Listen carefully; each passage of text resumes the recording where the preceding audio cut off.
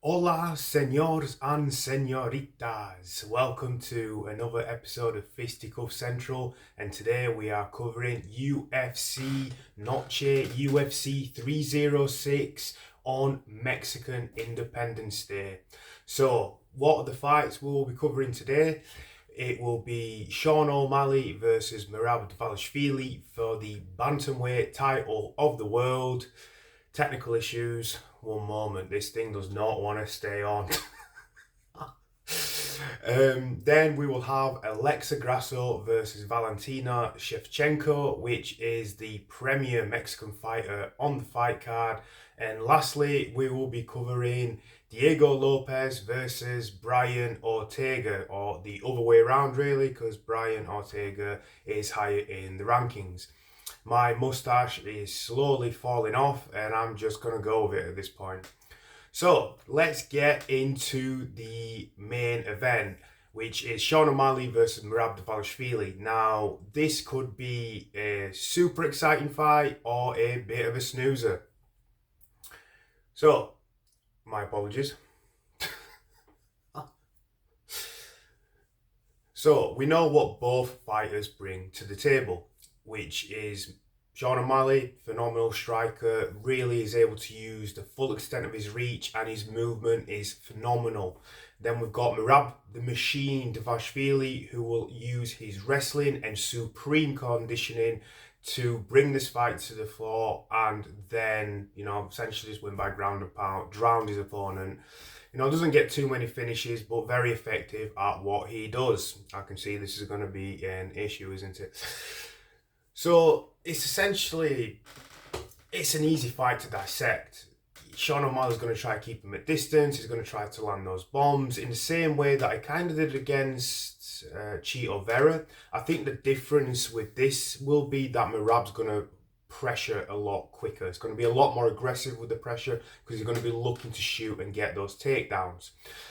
Unlike with Chito, who was very slow and cautious and kind of plodded along slowly forward, not a great style to have against Sean O'Malley, unfortunately. So, how do I see this fight going? Honestly, it's really difficult to tell because if Merab can actually get a hold of Sean, can Sean break away from that clinch? Like he was able to against Aljamain Sterling, and Sean has proven that his wrestling defense is actually quite sound. Against Peter Yan, I think he did quite a good job too, where he was able to get away, engage in scrambles and actually, attack for a submission, which just allowed him to give a little bit of time to break away and get the fight to the feet again.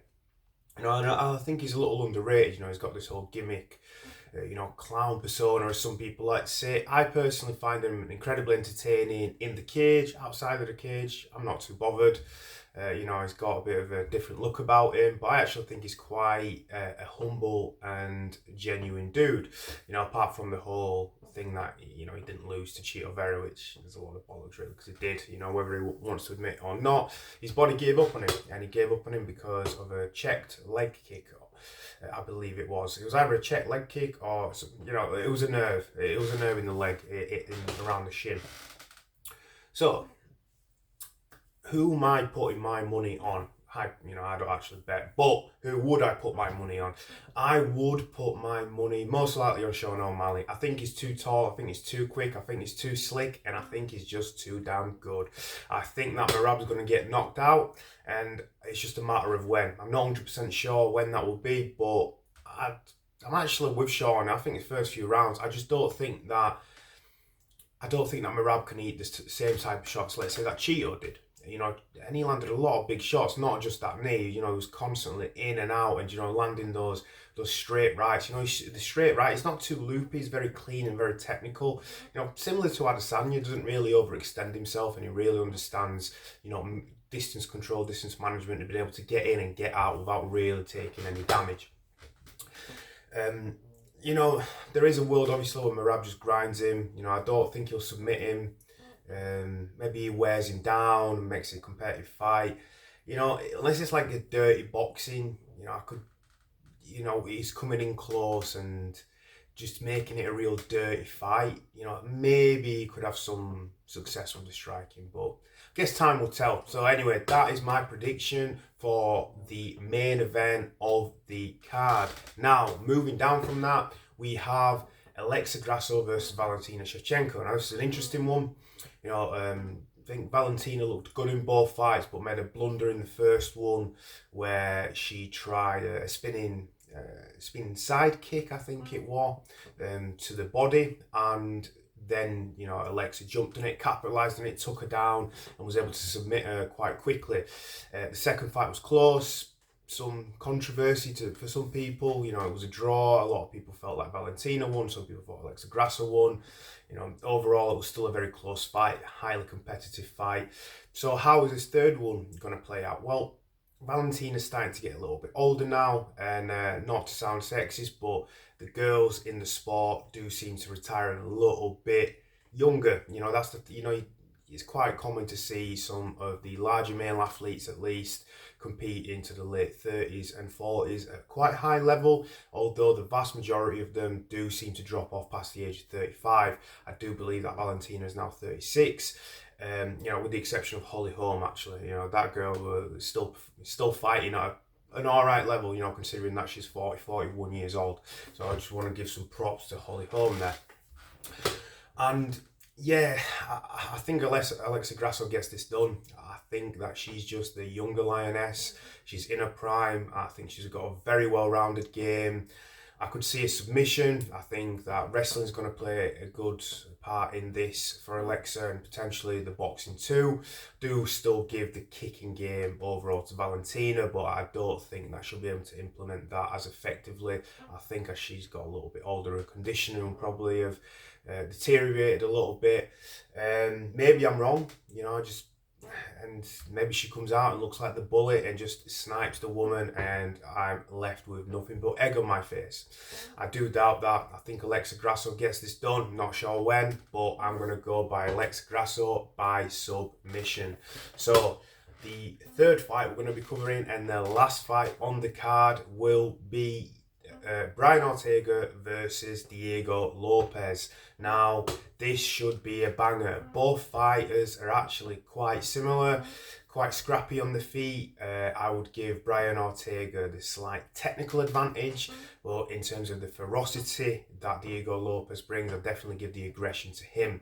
You know, both have got elite jiu-jitsu, both actually known primarily for their jiu-jitsu, and then their toughness and willingness to take damage and go forward. You know, they're actually very similar in so many ways. I think this is going to be such a good fight. I don't know who's going to win this. I really don't. I think, you know, Brian needs his props. He survived with Yair, you know, took some damage and then was able to end up submitting him. I think he's one of the toughest pound-for-pound fighters in the UFC. There's no doubt for that. He's got heart. You know, I still vividly remember that Max Holloway fight where he took so much punishment, and screw it, he's coming back. And he took so much punishment. He toughed it out, and you know, there was that one funny moment where Max, you know, grabbed his hands and, you know, kind of showed him boxing defense. Yeah, it's a little harsh there, but.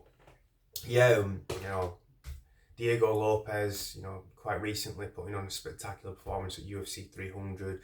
You know, ever since he came in against Movsar Evloev. Why do I always do that? Oh, correct, I sound like bloody Tito Ortiz with Gregor McConnor. Movsar Evloev, you know, he came in on short notice, fought a top undefeated prospect, and he almost submitted him a couple of times. You know, the guy's seriously talented. He's young. He's got a serious amount of experience outside of the UFC. I don't know. I'm going to go with the old dog Brian Ortega just because he's a little more technically sound, but I might be completely wrong with this. I think that Diego Lopez could potentially just be too ferocious and aggressive, although how will that fare with his conditioning? So I don't know. I'm just going to go with Brian. I've seen a lot of Brian. I know how good he is, and I think he can get the job done.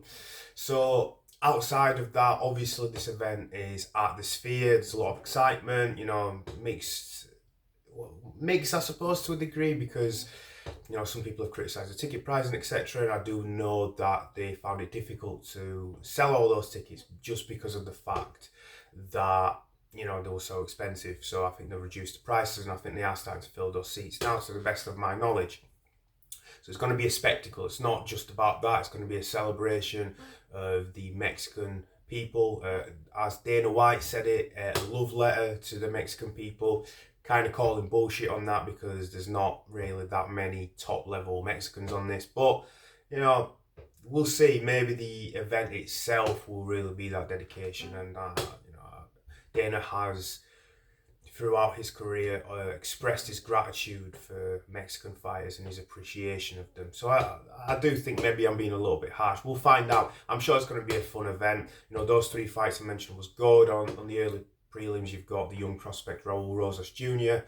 as well. So, you know, he's got a lot of pull with the Mexican people too, right? So that's pretty much going to cover it for today. I'm going to be releasing some other videos, some fight for the fan sections, and obviously we'll be doing a post-fight show.